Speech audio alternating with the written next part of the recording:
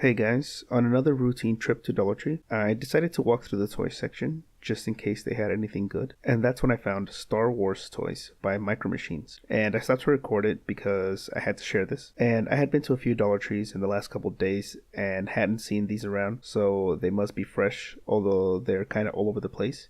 Which leads me to believe that someone else got to this section before I did and made a mess during all their excitement. And for the sake of the video and to make a mess of my own, I rummaged through all of them and hung up all the different models they have to show you guys. Before you get upset with me for being a crappy customer, I'd like to say that all of these hooks were empty and the toys were mostly off the hooks and on a shelf because someone else took them all down and didn't put them back up. So I'm actually leaving it better than how I found it. So here are all the models they have. They might have more, but I doubt it. There's 10 models, a couple from the original trilogy, a few from The Force Awakening, and some I think are from the prequels, but I could be wrong. So here are the ones I brought home with me, and with these being Star Wars toys, I'm kind of torn between opening them and not opening them. On the one hand, they're only $1 and I could just get more at Dollar Tree. But on the other hand, when Dollar Tree has an item, it's not guaranteed to be a reoccurring item, much like the Yokai Watch plushes. So I'm still torn between opening these or not. But ultimately, I will open them, because in this point in time, I really do not have the space to collect and keep everything as much as I would like to. With the size of my current place, I would probably just end up becoming a hoarder, and that's not something I want to do. So I will be opening these so you guys can see what you're actually getting and to show you the quality of these Micro Machines Star Wars figures. So as you can see, I got 2 of the Force Awakenings and 2 from the original trilogy. But while I was in the store, I didn't actually notice the boxes said The Force Awakening on some of them. Otherwise, I probably would not have gotten them. I did see some that were clearly from The Force Awakening, but I avoided those since I have no nostalgia or any sort of attachment to that film or the merchandise from it. I probably would not have gotten these 2 if I had noticed this while at the store, but I don't really mind at this point since I'm going to open them anyways. But mainly, I wanted to open this one here.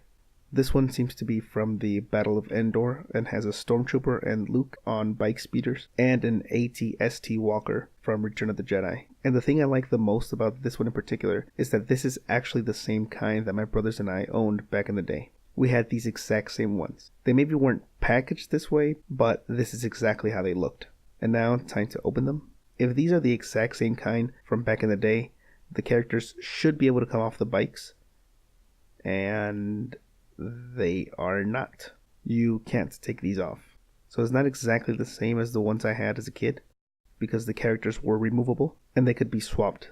They could be placed in TIE fighters, X-Wing and Y-Wing ships, Banthas, and Dewbacks. So one of 2 things has happened. Either the quality has gone down in general, or the quality has gone down because it's in Dollar Tree. But I think it's gone down in general, because some of these sets are being sold elsewhere, not just Dollar Tree. And what ends up happening is the cheaper add-ons to sets are sold at Dollar Tree, but the large sets like these are still sold at like Target and Walmart, which leads me to believe that the add-ons that can be sold for $1 and still make a profit are being shipped to Dollar Tree. Although a set like this sells for $7 at Walmart. Same thing with the Yokai Watch figures. The watch itself is like $15 and that can't be sold at Dollar Tree. But the add-on figures are being sold at Dollar Tree, even though they're going for $5 at Walmart, which goes to show you how much the markup is and how little it costs to manufacture. Before I open another one, I wanted to mention that the main thing I like about this set versus these ones is that these are a certain scale, and the ones I had growing up were that exact same scale. And obviously, the Millennium Falcon, TIE Fighter, X-Wing Fighter, and AT-AT Imperial Walker would not be this small if they were scaled to these. Those are their own little scale, and this is its own scale. At this scale, a TIE Fighter would be about this big. And in fact, my brothers and I owned a TIE Fighter Interceptor model that was this big, along with Slave One, and we had a Y-Wing ship. And they were all around this big. And you could also fit these figures in there.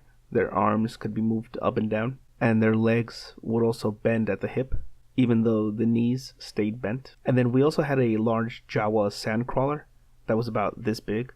And because of that, these are at 2 different scales. These ships are like a super tiny scale, and as small as this is, a Millennium Falcon at this scale would be about 12 to 16 inches across. The same thing with the AT-AT Walker, and the rest of these would be about this big, and the TIE Fighter ball would be about this big. And then the wings would be about the size of my hand, but a little taller. So Micro Machines has been making these from 1994 to 2002. And this scale figures are very much in the style of Polly Pocket and Mighty Max, which came out in 1989 for Polly Pocket and 1992 for Mighty Max. And if you don't know what Mighty Max is, it's basically Polly Pocket for boys. And it even had a Saturday morning cartoon, which was amazing. And I actually had the large Mighty Max playset that I got from a thrift store back in 1998. And so, because of my childhood and nostalgia, I'm a big fan of anything in the Polly Pocket style. Except, of course, for Polly Pocket, since that's for girls. I'm a really big fan of those, and I really enjoy those. So I'm going to wrap this video up by opening the rest of these, just to show you guys what's going on with these. So first, the Imperial Walker is very neat. The head moves just like in the movies, and I really like that.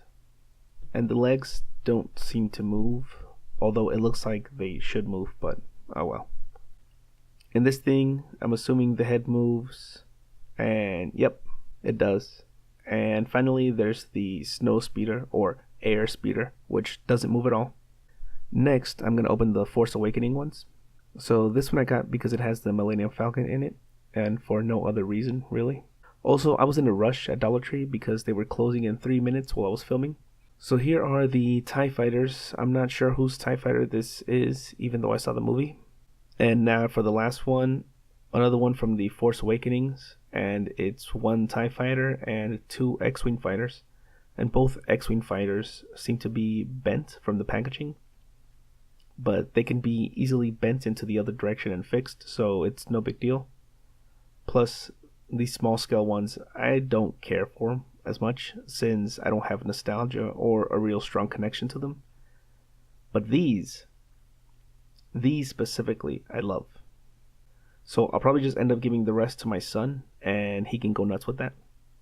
And he won't appreciate them as much as someone who grew up with them, but maybe he'll get a kick out of them and feel bad in the future for not keeping them like we all do. It's just part of growing up. And another thing I like about these is that you don't have to buy the full sets. You can make your own little diorama with these. If you have enough creativity, just get an old shoebox and some glue and go nuts.